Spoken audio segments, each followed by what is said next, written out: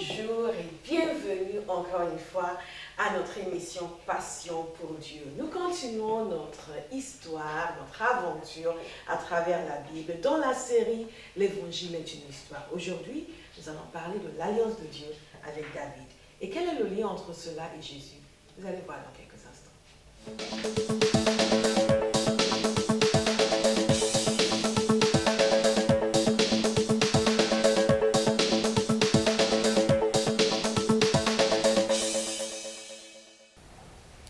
Bonjour et l'aventure continue. L'aventure de l'Évangile. L'Évangile est une histoire. Nous avons vu que l'Évangile est une histoire qui a commencé dès le commencement. Que Dieu, dès le départ, avait prévu de nous envoyer un Rédempteur. Avait prévu de nous envoyer quelqu'un qui allait nous permettre d'être réconciliés avec lui. Dieu fait des projets à long terme. Vous savez, il y a beaucoup de gens qui imaginent que Dieu est très spontané. Et que tout d'un coup, il a un coup de tête et il décide qu'il va faire quelque chose. Il décide qu'il va changer quelque chose. Et souvent, quand vous êtes chrétien, il peut vous arriver d'imaginer que Dieu fonctionne de cette manière-là. Que Dieu ne prévoit jamais à l'avance ce qu'il va faire. Et il y a des gens qui disent « Oh, on ne sait jamais ce que Dieu va faire ». Ce n'est pas vrai. Dieu nous a montré dans sa parole exactement ce qu'il va faire. Et ce que nous sommes en train de voir aujourd'hui, c'est ce que Dieu nous a montré dans sa parole qu'il allait faire avant même que Jésus nous vienne sur la terre. Nous avons vu par exemple toute l'histoire jusque-là, nous avons vu l'histoire d'Adam et Ève, la génération de Noé, comment l'histoire a continué jusqu'à Abraham, les patriarches, Abraham et ses fils, ensuite la suite de l'histoire en Égypte avec Joseph, la suite encore de cette histoire lorsque le peuple de Dieu est sorti d'Égypte, la naissance en réalité d'une nation, d'un peuple qui devait appartenir à Dieu et qui s'est engagé envers Dieu, engagé à lui obéir, engagé à le suivre.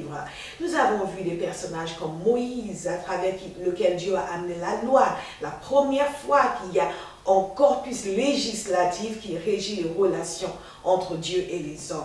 Nous avons vu aussi la construction du tabernacle. Rappelez-vous, le tabernacle est cette expression magnifique qui préfigure la venue de Jésus sur la terre. Jésus qui est lui, le souverain sacrificateur.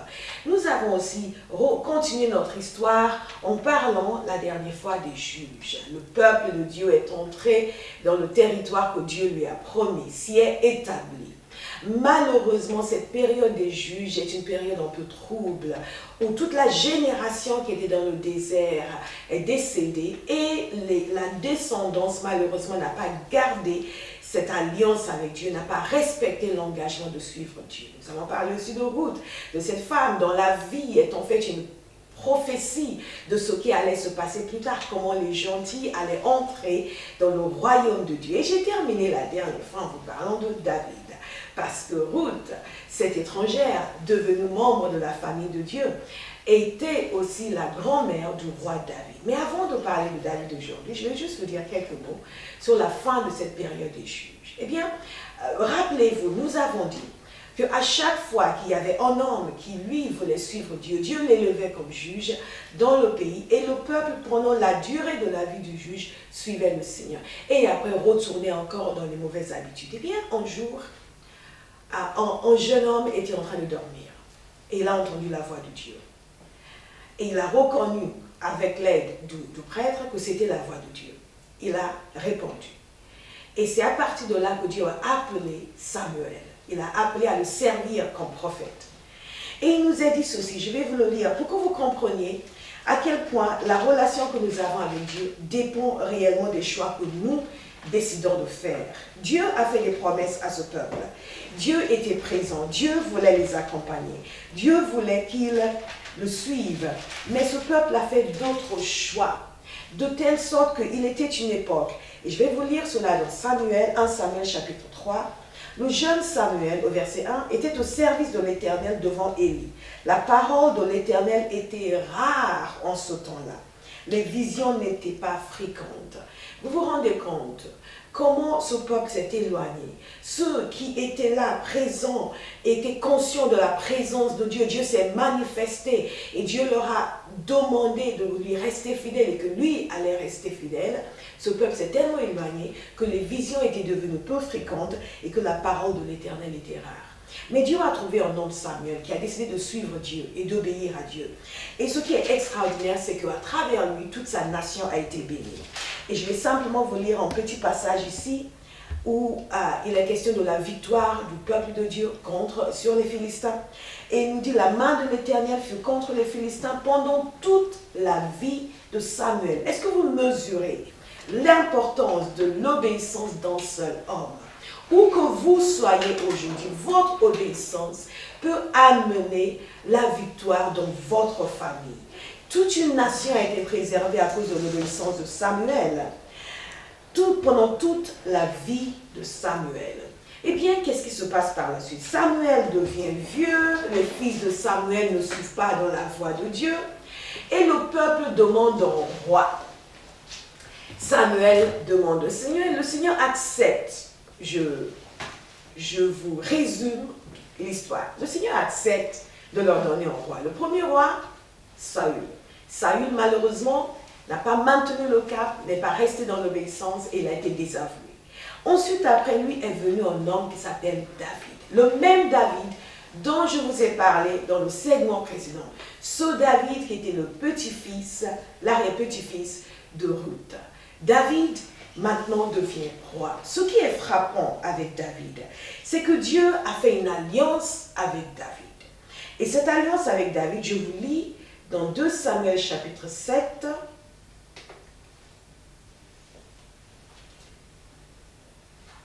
et je vais vous dire dans quelles circonstances cette alliance a été faite. Cette alliance a été faite tout simplement parce que David, après avoir été tellement béni par Dieu, a décidé qu'il voulait construire un temple pour Dieu. Et Dieu a dit, David, ce n'est pas à toi de me construire un temple. Tu es un homme de guerre, il y a du sang sur tes mains. Mais tu vas avoir un fils, et c'est ton fils qui va reconstruire un temple. Et Dieu a fait une alliance avec David. Dieu a dit à David dans 2 Samuel chapitre 7, verset 12, « Quand tes jours seront accomplis, et que tu seras couché avec tes pères, j'élèverai ta postérité après toi, celui qui sera sorti de tes entrailles, et j'affermirai son règne. » Eh bien, David avait compris qu'en réalité, alors que Dieu parlait de son fils naturel, Dieu lui donnait aussi une prophétie par rapport au Messie. Parce que dans le psaume 89, de verset 3 au verset 4, il nous a dit ceci, « J'ai fait alliance avec mon élu.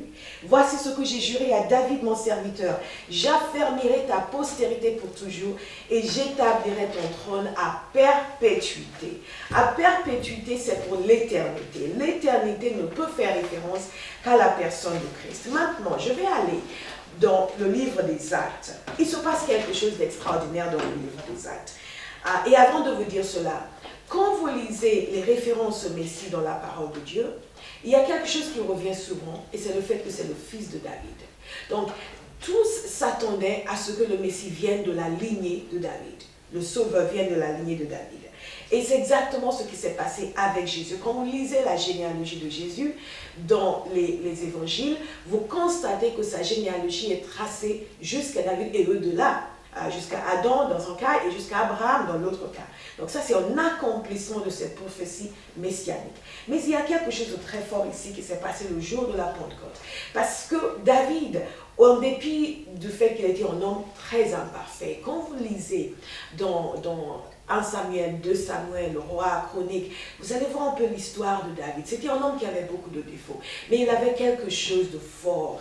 C'était un homme qui aimait Dieu et qui voulait servir Dieu de tout son cœur. Est-ce que vous savez que Dieu ne vous demande pas à vous la perfection? Il vous demande la volonté de le servir, la volonté de le suivre. Et si vous faites partie de ces personnes qui ne sont pas venues à Dieu parce qu'elles sont tellement conscientes de leurs insuffisances et de leurs faiblesses, eh bien je vous dis aujourd'hui que Dieu ne regarde pas vos faiblesses. C'est pour cela que Jésus est venu. Jésus est venu justement parce que nous ne pouvions pas nous sauver. Nous ne pouvions pas devenir suffisamment bons pour que Dieu nous accepte. Jésus est venu pour porter sur lui la punition pour nos péchés, pour faire en sorte que nous, imparfaits tels que nous sommes, puissions venir à Dieu. Alors revenons maintenant à cette alliance avec David. L'alliance avec David concerne sa postérité. Sa postérité est identifiée avec le Christ, le Messie. Et le jour de la Pentecôte, donc, Pierre, rempli du Saint-Esprit, commence à prêcher et commence à déclarer la parole de Dieu. Et il commence à citer David, ce même roi David. Dans Actes chapitre 2, au verset 22, il leur dit, « Hommes israélites, écoutez ces paroles. Jésus de Nazareth, cet homme à qui Dieu a rendu témoignage devant vous, par les miracles, les prodiges et les signes qu'il a opérés par lui au milieu de vous. » Donc, il parle de tout ce qu'ils ont fait à Jésus, comment ils l'ont livré, comment ils l'ont crucifié et comment Dieu l'a ressuscité. Et ensuite, au verset 25, il dit, « Car David dit de lui. » Nous sommes en train de parler de l'alliance de Dieu avec David concernant sa postérité et que sa postérité fait référence à la personne de Jésus. Le fils de David, il est appelé. La deuxième chose ici, c'est que David lui-même était prophète et David a annoncé des choses concernant Jésus. Et donc, car David dit de lui, je suis en train de vous lire dans le livre des Actes, dans le Nouveau Testament, après que Jésus ait quitté la terre. Voilà le lien qui est fait entre lui et le roi David. David dit de lui, je voyais constamment le Seigneur devant moi, parce qu'il est à ma droite, afin que je ne sois point ébranlé. Aussi mon cœur est dans la joie, et ma langue dans l'allégresse, et même ma chair reposera avec espérance, car tu n'abandonneras pas mon âme dans le séjour des morts, et tu ne permettras pas que ton sang voie la corruption. Donc c'est une prophétie que David donne, et il s'agit là d'une prophétie messianique, une prophétie concernant la personne de Jésus, des centaines et des centaines d'années avant que Jésus ne vienne sur la terre. Et l'apôtre Pierre cite ce passage des psaumes, et il continue en disant au verset 9, « Hommes, frères, qu'il me soit permis de vous dire librement au sujet du patriarche David, qu'il est mort, qu'il a été enseveli et que son sépulcre existe encore aujourd'hui parmi nous. » En d'autres termes, quand David disait ces choses, il ne parlait pas de lui-même, il parlait de quelqu'un d'autre. De qui parlait-il? Au verset 30, comme il était prophète, c'est extraordinaire, et qu'il savait que Dieu lui avait promis avec serment, c'est le passage que je vous ai lu dans 2 Samuel, dans l'Ancien Testament, ce que Dieu avait dit à David. Et ici, cela est repris par l'apôtre Pierre. Après que Jésus soit parti au ciel, en prêchant l'évangile de Christ, ce passage est repris au verset 30, comme il était prophète, et qu'il savait que Dieu lui avait promis, avec serment, vous vous rendez compte, avec serment, de faire asseoir un de ses descendants sur son trône, c'est la résurrection de Christ qu'il a prévue et annoncée. C'est absolument merveilleux. En disant qu'il ne serait pas abandonné dans le séjour des morts. Nous avons parlé des types dans l'Ancien Testament, des images qui renvoient à ce que Jésus allait faire plus tard. Il y a aussi des prophéties. Et dans le segment suivant, nous allons parler plus longuement des prophéties. Mais ici, puisque nous parlons de l'alliance avec David, nous évoquons aussi le fait que David lui-même était prophète. Non seulement Dieu lui avait promis une postérité, c'est-à-dire le Messie, mais en même temps, il a prophétisé concernant la personne de Christ. Donc, il nous a dit ici, c'est la résurrection de Christ qu'il a prévue et annoncée. C'est la résurrection de Christ qu'il a prévue et annoncée en disant qu'il ne serait pas abandonné dans le séjour des morts et que sa chair ne verrait pas la corruption. Et l'apôtre Pierre de dire, c'est ce Jésus que Dieu a ressuscité. Nous en sommes témoins. À l'époque de David, qu'est-ce qui se passe? David a une alliance avec Dieu. David est prophète, donc il déclare à l'avance ce que Dieu va faire. L'évangile est une histoire. Et il parle de la venue du Messie. Il parle de la résurrection de Jésus. Que Dieu n'allait pas le laisser dans le séjour des morts des centaines d'années auparavant. Et ici, nous voyons Pierre qui confirme le fait et qui lui dit maintenant, il ne s'agit plus d'une prophétie, il s'agit maintenant d'une réalité. Cela s'est accompli et nous en sommes témoins. Nous étions là. Nous l'avons vu vivant, nous avons vu qu'il est mort et nous l'avons vu aussi ressuscité. Ça, c'est la grandeur de Dieu. Dieu, dans cette histoire de l'Évangile, ne nous a pas pris au dépourvu en réalité. Il a annoncé d'avance ce qui allait se passer. Toute cette peine qui s'est donnée, pourquoi? Parce que c'était indispensable. Et c'est pour cela que la Bible dit qu'il n'y a aucun autre nom qui a été donné par lequel nous pouvons être sauvés, sinon le nom de Jésus. Et quand on commence à comprendre tout le cheminement et tout le parcours et tout le travail que Dieu a fait, on se dit qu'il fallait vraiment que ce soit nécessaire. Et c'est ainsi que nous lisons encore dans cette partie. Il continue en parlant de Jésus, élevé par la droite de Dieu. Il a reçu de Père le Saint-Esprit qui avait été promis et il a répondu. Rappelez-vous, ce discours se faisait le jour de la Pentecôte.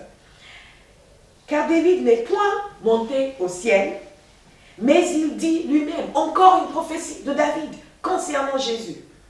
Le Seigneur dit à mon Seigneur, assieds-toi à ma droite, jusqu'à ce que je fasse de tes ennemis ton marchepied.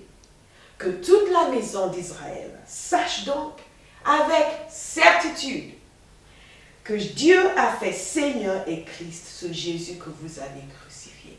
Et j'ai envie de vous dire aujourd'hui que vous sachiez avec certitude que Dieu a fait Seigneur et Christ, ce Jésus que je vous annonce. Donc, nous voyons que David était conscient du fait que sa postérité allait être le Messie, qu'il a prophétisé concernant cela. Et il y a aussi un élément qui est très intéressant. C'est le fait que lorsque Jésus était à la croix, Jésus a déclaré ces paroles. Je vais vous les lire. Dans Matthieu 27, au verset 46.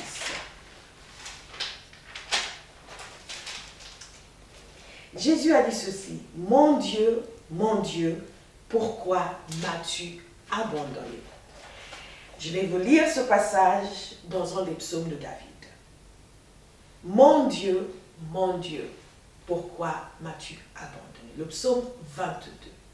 Des générations auparavant, David avait déclaré ces mêmes paroles que le Sauveur allait prononcer sur la croix.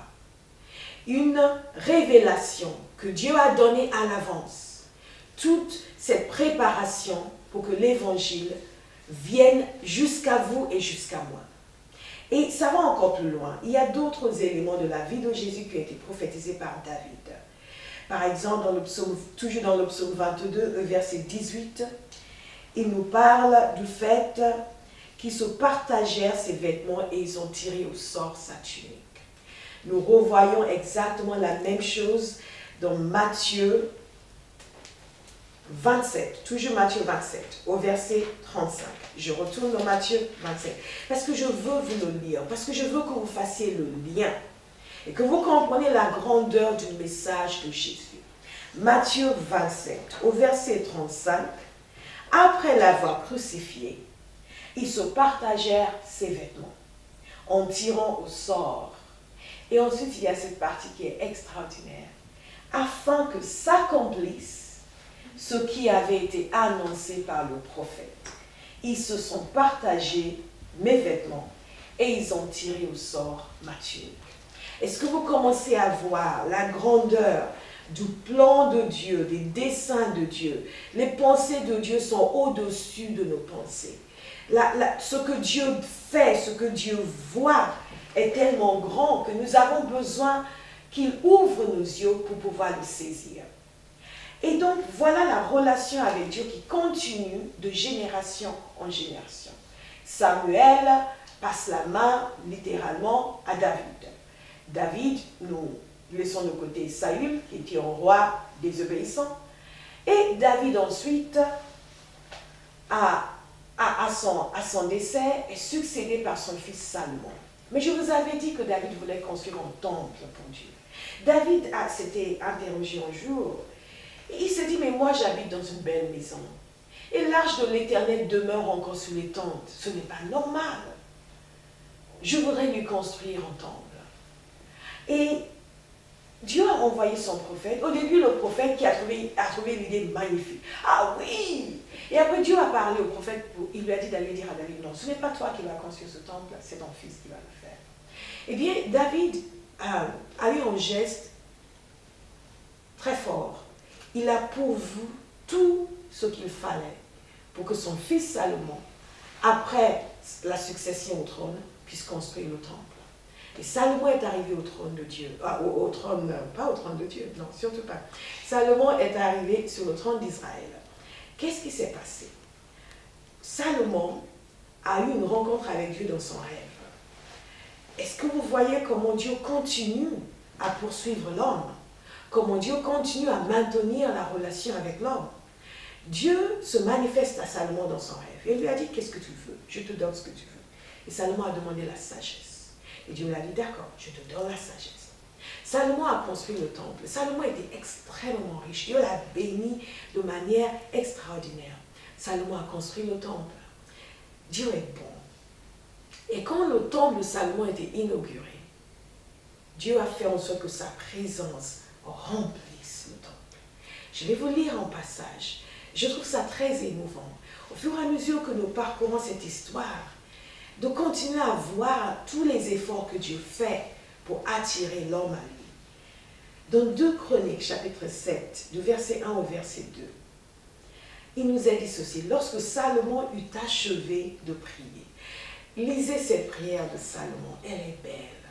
C'est une prière de consécration, une prière où il donne tout à Dieu. Et il invite Dieu à être Seigneur, à être roi, à être maître dans ce lieu et parmi son peuple. Eh bien, il nous est dit ceci: lorsque Salomon eut achevé de prier, le feu descendit du ciel. Je vais répéter. Lorsque Salomon eut achevé de prier, le feu descendit du ciel et consuma l'holocauste et les sacrifices. Et la gloire de l'Éternel remplit la maison. Les sacrificateurs ne pouvaient entrer dans la maison de l'Éternel, car la gloire de l'Éternel remplissait la maison de l'Éternel. Vous vous souvenez comment nous avons commencé ce segment? Nous avons commencé en disant qu'à l'époque de Juge, le peuple ne se respectait pas la loi de Dieu. Nous avons dit que en fonction de la personne qui conduisait Israël ou suivait Dieu ou ne suivait pas Dieu. Nous avons parlé également de Samuel et du fait que lorsque Samuel est arrivé sur la scène, la parole de l'Éternel était rare. Mais si la parole de l'Éternel était rare, ce n'est pas parce que l'Éternel le voulait, c'est simplement parce que le peuple s'était éloigné. Où que vous soyez aujourd'hui, Dieu ne s'est pas éloigné de vous. Là où vous vous trouvez par rapport à Dieu ne dépend que de vous. Est-ce que vous vous êtes éloigné de lui? Et si vous vous êtes éloigné de lui, revenez à lui. Parce que Samuel a appelé le peuple à revenir à Dieu. Le peuple a accepté de revenir à Dieu. Et Dieu a béni le peuple. Et maintenant, nous voyons David qui a servi l'Éternel. Ensuite, nous voyons son fils Salomon qui construit un temple pour l'Éternel. Et dans ce temple, il y a les sacrifices et les holocaustes qui sont offerts. Eh bien, figurez-vous que Dieu ne s'est pas fait prier. Dieu n'a pas insisté pour dire non, moi je ne viens pas depuis le temps que vous me désobéissez. Non, dès qu'ils se sont mis en règle devant Dieu, Dieu a amené la bénédiction. Le feu est descendu du ciel. C'est extraordinaire. Dieu a fait descendre le feu du ciel et pour faire consumer l'holocauste et les sacrifices. Et la gloire de l'Éternel remplit la maison. Ma prière pour vous, c'est que comme ce peuple a décidé de revenir à son Dieu, si vous vous êtes éloigné de Dieu, vous décidiez vous aussi de revenir à Dieu.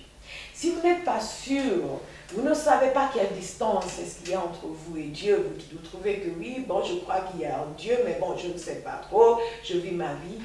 Je vous demande de méditer sur la personne de Christ. Ce Dieu si merveilleux, qui met toutes ces choses en place pendant des siècles et des générations et des générations et des siècles, parce qu'il tenait absolument à vous racheter et à me racheter.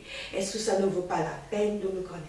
Est-ce que ça ne vaut pas la peine de faire une pause dans votre vie quotidienne, de vous asseoir pour dire « je veux savoir qui est Jésus ». Et ce peuple, selon la loi que Dieu avait mise en place, a consacré le temple. Et Dieu, avec son cœur de bonté, son cœur de Père, qui a toujours envie de toucher son peuple, s'est manifesté dans ce temple. Et sa gloire a tellement rempli le lieu que même les sacrificateurs ne pouvaient pas entrer.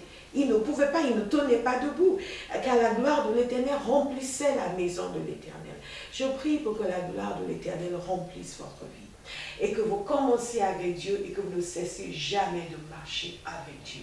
C'est vraiment fondamental. Et nous allons voir la suite de l'histoire du peuple d'Israël. Nous allons voir, est-ce qu'ils ont continué dans ce sens? Est-ce qu'ils ont continué à vivre dans la gloire de Dieu? Est-ce que lorsque finalement le Messie est arrivé, il a trouvé un peuple qui vivait dans cette même gloire de Dieu? Nous allons continuer la prochaine fois.